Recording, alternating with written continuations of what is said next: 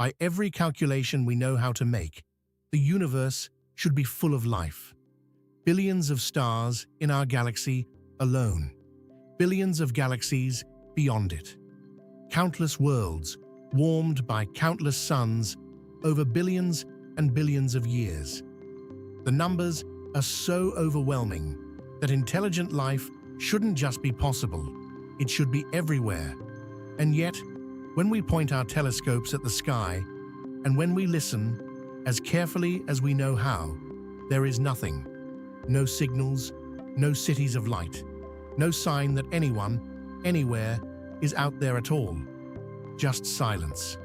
That contradiction has a name. And by the end of this, you'll understand why some scientists find the silence genuinely frightening. You're watching Mostly Empty, small channel, big universe. We slow things down and sit with the questions that don't have easy answers. Tonight, the loudest silence in science. Let's start with the numbers, because the numbers are the whole reason this is a mystery. Our galaxy, the Milky Way, contains somewhere between 100 and 400 billion stars, and we now know that most stars have planets, which means our galaxy holds billions of worlds, some of them rocky, some of them the right distance from their star for liquid water, some of them, quite possibly, a lot like Earth. And the Milky Way is old. Many of those stars and their planets existed billions of years before our sun was even born. So think about what that means. If life can arise on a planet like Earth, then across billions of similar worlds, over billions of years, it should have happened. Not once, many, many times. And here's the part that really sharpens the question. Imagine a civilization out there that got a head start of just a few million years. In cosmic terms, that's nothing, a rounding error. But a few million years is more than enough time to spread. Even with slow ships, never coming close to the speed of light, a determined civilization could send probes from star to star and fill an entire galaxy in just a few million years, which means the galaxy shouldn't just have life in it. By now, it should be crowded. Someone should have reached us, or left something behind, or at the very least, be making noise we could hear. So where are they? That's not a rhetorical question. It's the actual one. In 1950, a physicist named Enrico Fermi was having lunch with colleagues, talking about exactly this: how likely alien civilizations should be. And in the middle of the conversation, he simply asked, "Where is everybody?"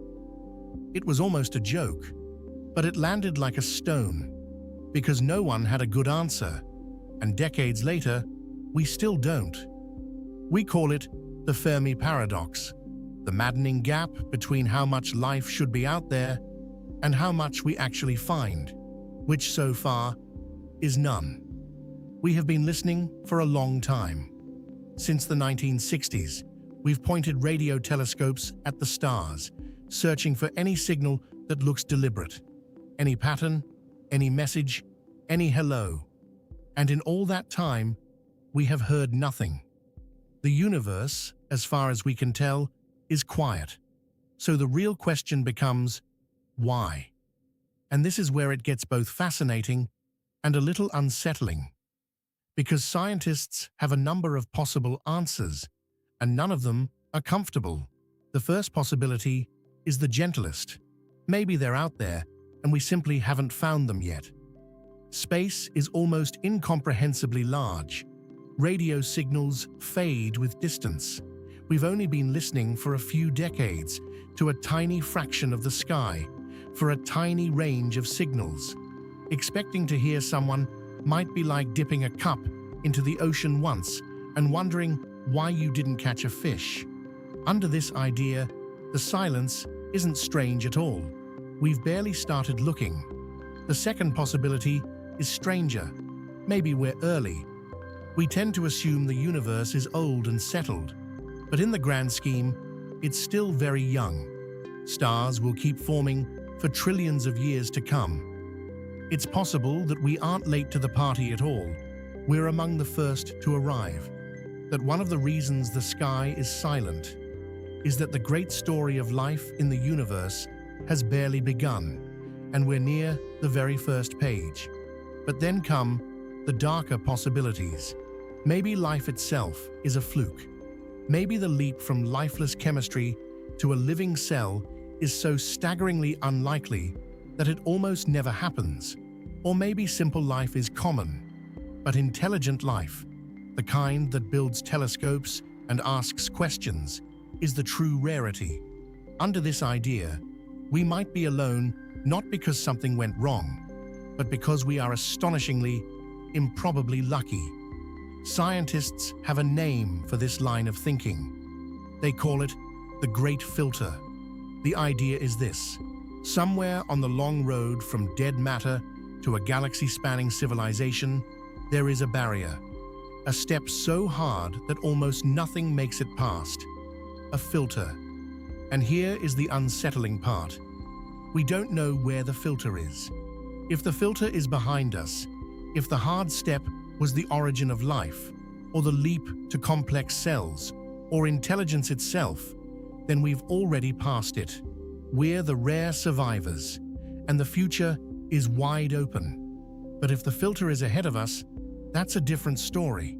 It would mean that civilizations do arise, again and again, and then, at some point, they stop. They destroy themselves, or collapse, or fall silent before they ever spread to the stars. It would mean the silence isn't empty. It's full of civilizations that came before us and didn't make it. That's why some scientists say that finding life elsewhere, especially advanced life, might actually be bad news, because it would suggest the filter isn't behind us. It's still waiting. There are gentler ideas too. Maybe they're out there, and they know we're here, and they're simply staying quiet, watching, the way we might watch wildlife without stepping in. Maybe the galaxy is full of conversations happening on channels we haven't discovered, in forms we wouldn't recognize. Maybe an intelligence a million years ahead of us is as far beyond our notice as we are beyond the notice of an ant. Or maybe, and some take this seriously, the silence is a choice, a strategy. Maybe the reason no one is broadcasting is that in a universe where you can't know a stranger's intentions, the safest thing to do is stay quiet and listen. The honest truth is, we don't know which of these is right. It could be one of them. It could be several. It could be something no one has thought of yet.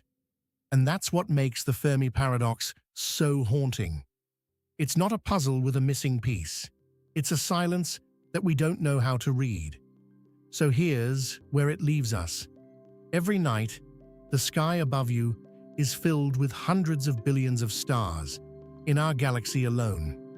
And around a great many of them, quiet worlds are turning in the dark. Any one of them could hold the answer: a ruin, a signal, a neighbor, or nothing at all. And until we know, the silence means two things at once. It might mean we are gloriously, impossibly early, the first to open our eyes in a young universe. Or it might mean we are the last of many, standing in a very quiet room. Either way, it makes this small blue world feel almost unbearably precious, because whatever else is or isn't out there, right here, right now, on this one planet, the universe woke up and started asking where everyone else had gone. That's not a small thing. That might be the rarest thing of all. That's all from Mostly Empty tonight. If you like sitting with the big quiet questions, there are more of them waiting for you here. A new one every week. Keep listening to the silence. And look up sometime.